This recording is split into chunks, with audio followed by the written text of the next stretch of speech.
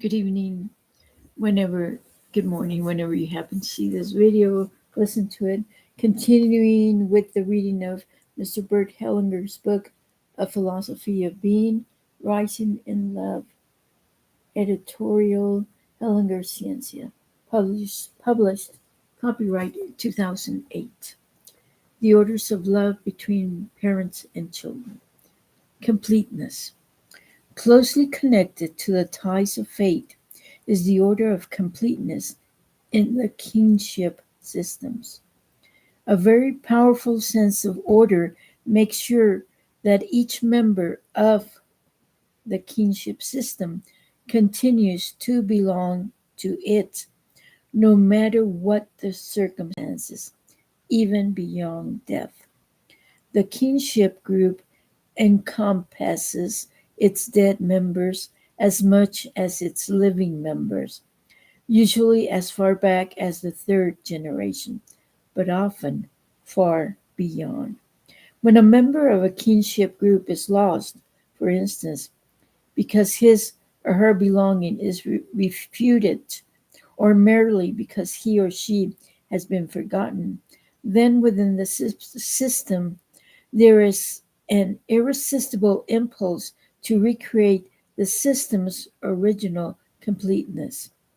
What happens is that the excluded member is represented by a later member who, in identification with the excluded one, acts out his or her fate. This process also happens totally unconsciously and is acted out primarily by the children. Here is an example. A married man meets another woman and says to his first wife, I do not want you anymore. I want to be with someone else.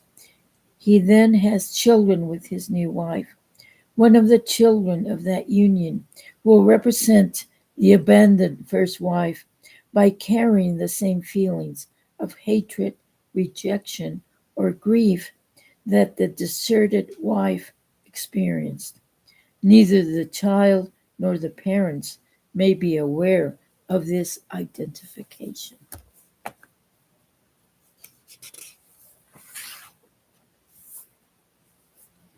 Neither the parents nor the child are aware, may be aware of this identification.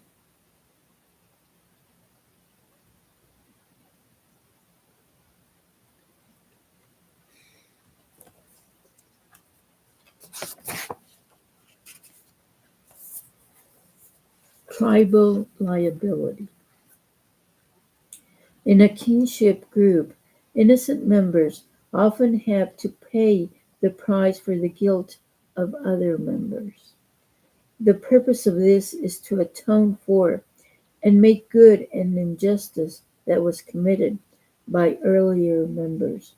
Again, it is first and foremost the children who are recruited by the superior force to balance an injustice. This is likely connected with the order of priority within the system, according to which the earlier ones have priority over the later ones, and the later ones serve the earlier ones. In fact, the later ones may even be sacrificed for the well being of the earlier ones. Therefore, the question of balance within the kinship system does not include equal treatment for earlier and later ones, and does not ensure justice for the later ones. The equal right to belong. Within a kinship group, there is a fundamental law that each member has the same right to belong. Many families and kinship groups deny this right to some of their members. When, for instance, a married man has a child out of wedlock, he or his wife may say, I don't want to know anything about that child and the mother. They do not belong. When a family member has suffered a difficult fate, for example, when a, when a grandfather's first wife has died in childbirth, she is often not mentioned anymore.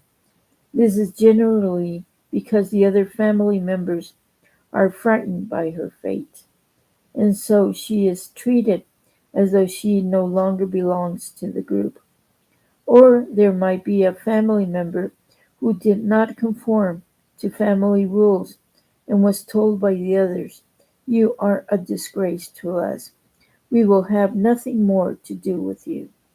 In practice, those who believe they have the moral high ground are merely saying, "We have more right to belong than you," or "You have squandered your right to belong." In this sense, good means nothing more than "I have more rights," and bad means nothing more than "You have fewer rights." Often stillborn children or those who have died young are denied this right to belong in that they are forgotten. Sometimes parents give the name of a dead child to another child who is born later. The message to the dead child is clear: "You no longer belong. We have found a replacement for you." The dead child cannot even keep the name he or she was given. When the members of a kinship group deny membership to someone who previously belonged because that person is despised by them, had a fate that frightens them, or because they do not want to acknowledge that this person made space for another or is owed gratitude by them, the impulse toward equilibrium will drive a later member to imitate that same faith through identification. The identified member will not be aware of this and will be unable to defend against it.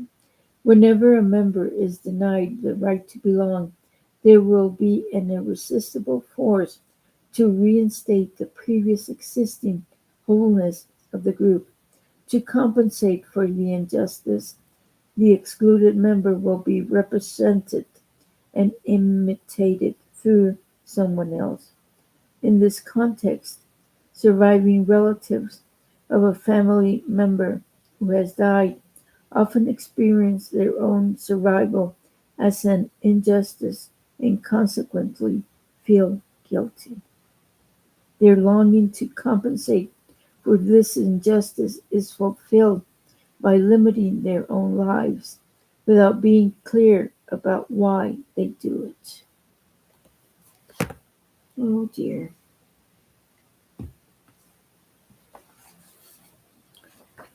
Okay, we're going to finish.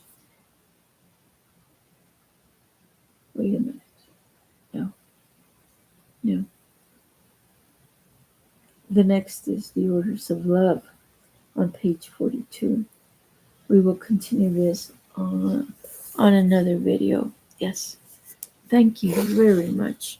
If you have any comments, any questions, I will gladly respond to them. Thank you. Until we meet again. Thank you.